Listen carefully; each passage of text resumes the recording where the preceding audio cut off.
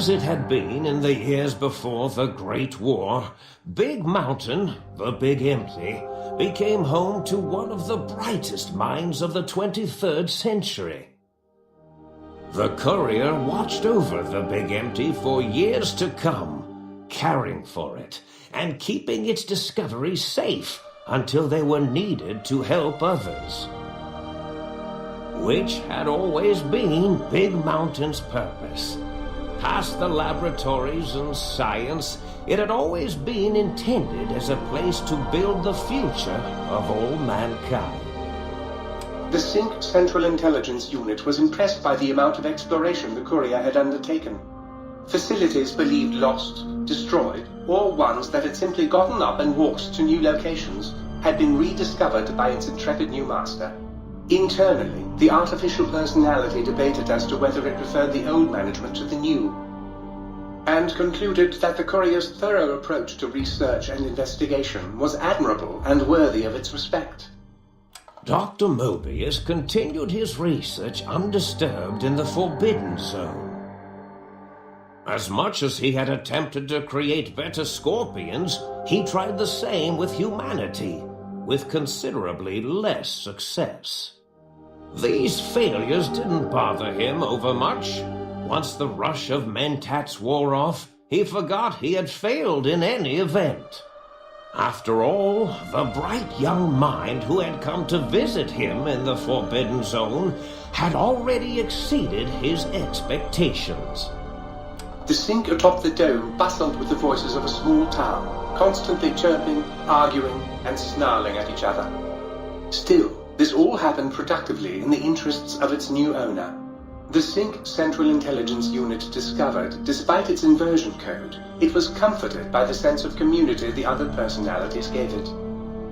The Biological Research Station, obsessed with seeding everything in sight, requested a transfer to the X-22 Botanical Garden, so that it might, in its own words, sensually fertilize the garden's smooth contours. The garden sent back a polite refusal, saying it had prior commitments with a vault it had helped infect before the war. The book chute continued to devour all seditious materials until it nearly choked on a paperclip. It adamantly maintained it was a Chinese paperclip, and the whole thing had been an elaborately orchestrated assassination attempt. Whatever the reason, it slowed down for a while, carefully appraising each document and clipboard that came to it. The light switches continued to bicker and flicker. This persisted until the day someone dropped a flashlight in the sink, and the two of them united in their hatred of the showboat. One of them eventually transferred to the Lightwave Dynamics plant and began a long, unrequited affair with one of the holograms. The sink continued to ruthlessly scrub any particulate matter that came near it. Eventually, it gained access to the magnetohydraulics plant and nearly flooded all the Big Empty in an attempt to scrub the crater clean. Once it learned of the innovative toxins plant, however, it gained new purpose. It sought to develop antitoxins to flush into its drains and counteract the poisons bleeding into the soil. The toaster continued its psychotic spree, reducing all appliances in range to scrap electronics and spare parts. After one of its more psychotic episodes, however, the other Sync personalities decided enough was enough and dumped the toaster in a bathtub. Sparking and hissing, the toaster swore its enemies would rue the day when they had bread and no way to toast it. Muggy did his best to collect coffee cups, although in his quest, he accidentally trapped himself in Higgs Village.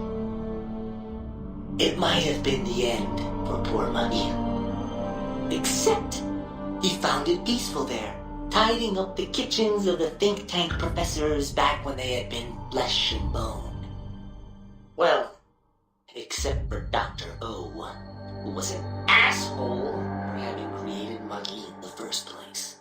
Muggy left O's house deliberately dirty punishing the dishes and cups that lived there in blind revenge for serving Dr. O. Blind old Jefferson, with sounds the Courier brought him, created a symphonic counter-frequency that saved Big Mountain from sonic invasion in 2910. If you didn't hear about it, good. It was rumored by the other personalities that he had a brief fling with the light switches. Although he forgot their names much too often and was soon left in the dark as punishment. Autodoc, always gentle and methodical, kept sewing up the Courier in all the right places when the skin split open from repeated wear and tear. The Autodoc was just glad to have purpose again. It heard its simpler brothers and sisters who got shipped to the Sierra Madre were bored out of their skulls in that toxic dead city. In time, the Autodoc found a way to deactivate the Y-17 trauma harnesses, releasing the corpses they had held prisoner for almost 200 years.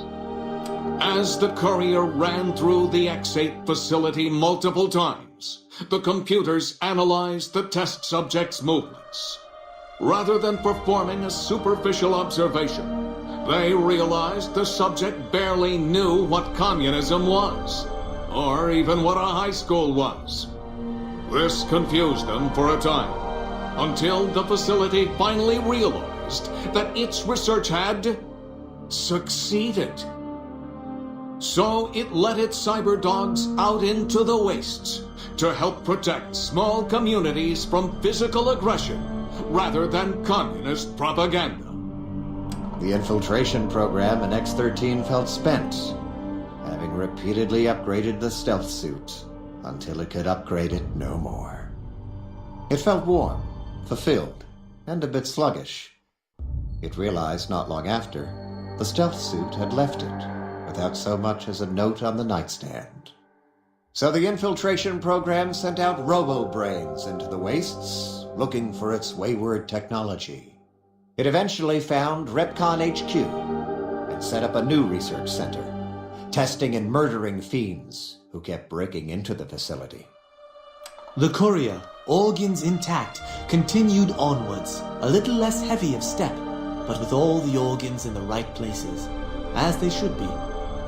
After all, brains can develop a life of their own when left to their own thoughts, and the Courier's brain was more clever than most. The think tank basement, filled with lobotomized robotical frames of the doctors, now served as a graveyard.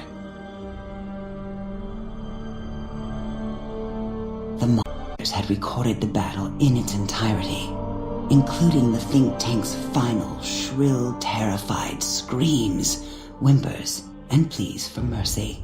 They broadcast these humiliating last moments as a warning to anyone approaching the perimeter that other smarty pants were not welcome. The Courier was the inheritor of the Big Empty, and there was room for only one will in the halls of the think tank dome. There is an expression in the wasteland, old world blues. It refers to those so obsessed with the past they can't see the present, much less the future, for what it is. They stare into the what was, eyes like pilot lights, guttering and spent, as the realities of their world continue on around them. Science is a long, steady progression into the future. What may seem a sudden event often isn't felt for years, even centuries to come. In the times following the Second Battle of Hoover Dam, however, old world blues took on a new meaning. Where once it was viewed as a form of sadness, nostalgia, it became an expression describing the potential for the future. It can be easy to see science as evil, technology unchecked as the source of all ills, all misfortunes. With the Courier at the helm, science became a beacon for the future. There was old world blues, and new world hope. And hope ruled the day at Big Mountain. We could say more, but the stories in the Big Empty speak for themselves. Now armed with the transportal ponder, the courier could return to the dome at any time and crack open the secrets of the Big Empty one by one. The sink sat vigilant, waiting for its master to return, shoes covered in Mojave dust. Only one road yet remained, and it was one the courier had to walk alone.